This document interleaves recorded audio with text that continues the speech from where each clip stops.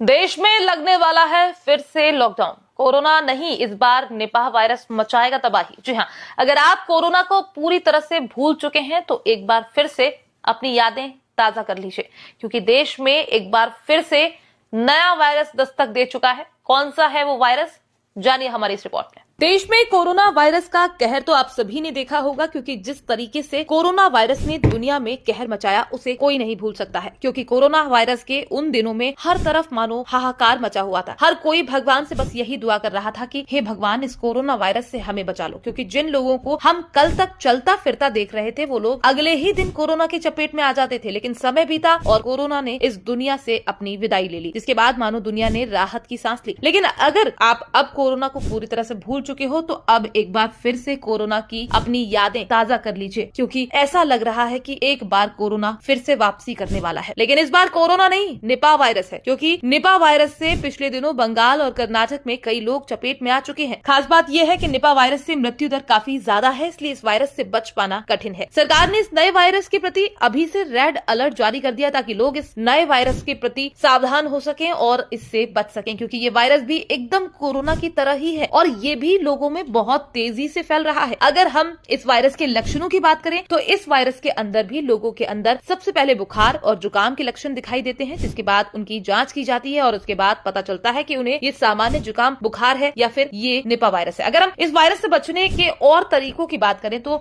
इस वायरस से बचने के लिए जरूरी है कि आप लोगों के संपर्क में कम से कम आए। अगर आप बाहर से आए कोई भी चीज लेकर आते हैं तो उसे पहले धो लें, उसके बाद ही उसे खाएं। क्योंकि आप जो चीजें बाहर से खरीद कर लाते हैं वो कई लोगों के हाथों से होकर निकलती है, इसलिए जरूरी है कि आप एक बार उसे धो लें, ताकि अगर वो किसी भी तरह से संक्रमित हो तो उससे संक्रमण खत्म हो जाए। हालांकि सरकार लगातार इस वायरस के ऊपर नजर रखे हुए है ताकि इसे फैलने से रोका जा सके। लेकिन अगर आप चाहते हैं कि इस वायरस को फैलने से रोका जाए तो आपको सरकार का पूरा सहयोग करना होगा। इसलिए आप हमारा ये वीडियो अन्य लोगों के साथ भी शेयर कर दीजिए, ताकि दूसरे लोगों को भी इस वायरस के बारे में पता चल सके, ताकि वो लोग भी सतर्क हो सकें। क्योंकि अभी तक ज्यादातर लोगों को इसके बारे में पता ही नहीं है और जिन लोगों को पता है वो इसे बेहद हल्के में ले रहे हैं। लेकिन ये वायरस इतना खतरनाक है कि जिन भी लोगों को ये वायरस चपेट में ले रहा है उनका बच पाना कठिन हो जा रहा है। हालांकि अच्छी बात यह है कि अभी ये वायरस पूरी तरह से कंट्रोल में है, लेकिन अगर जरूरत पड़ती है तो देश में एक बार फिर से लॉकडाउन लग सकता है। पहले की तरह दोबारा से पाबंदी लगाई जा सकती है, क्योंकि हमारे प्रधानमंत्री का एक ही लक्ष्य है कि अगर जान है तो जहान है।